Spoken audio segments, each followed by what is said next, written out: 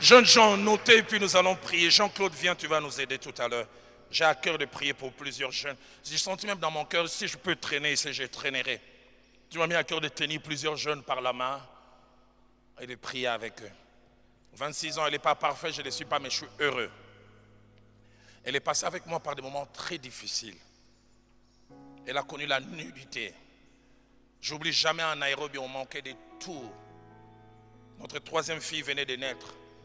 Je n'arrivais pas à mettre le pain sur la table pour elle et pour mes enfants. Laissez-moi en parler. Elle a eu ses retours des couches, les règles sont revenues. Je n'avais même pas 100 francs pour acheter. Je la vois mettre les couches de notre troisième fille. Et je vois quand elle va aux toilettes, entrer dans le vélo, j'avais honte d'être marié.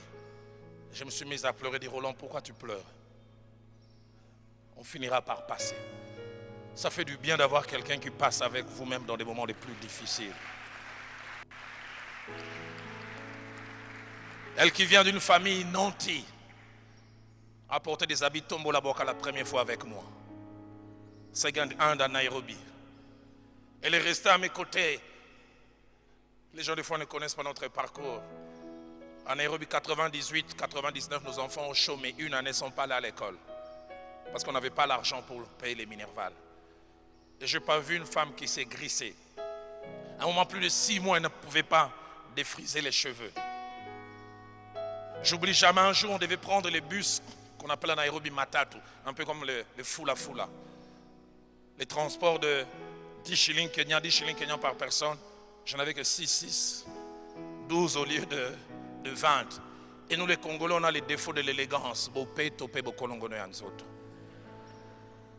On est à l'arrêt des bus, élégamment habillés.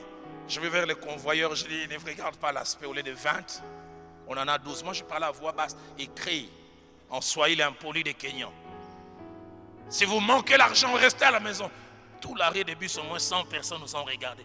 J'ai vu dans leur regard, ils voulaient dire, donc malgré qu'il est bien habillé comme ça. Et puis après 5 minutes, les gens montent et disent, où est le musée là qui avait demandé montez. Mais quand vous montez, ne vous mettez pas à aller jusqu'au bout. J'avais honte, j'aurais voulu vivre des humiliations comme ça seul, sans ma femme. Et on est monté avec Viviane, j'avais honte avec H majuscule. J'oublierai jamais. Elle a peut-être oublié, Viviane m'a tenu à la main, m'a dit à l'oreille, Roland, ça fait du bien quand vous êtes au plus bas. Cette personne que Dieu a choisie pour vous, vous encourage. C'est pourquoi attachez-vous à la bonne personne. Je prie que le Dieu qui m'a donné Viviane et qui a donné à plusieurs, vous donne aussi la bonne personne. Afin que le divorce ne soit pas attaché à vous. Jeunes gens, notez, nos choix gouvernent notre vie. Jeunes gens, notez, choisir est à la fois un privilège mais une responsabilité.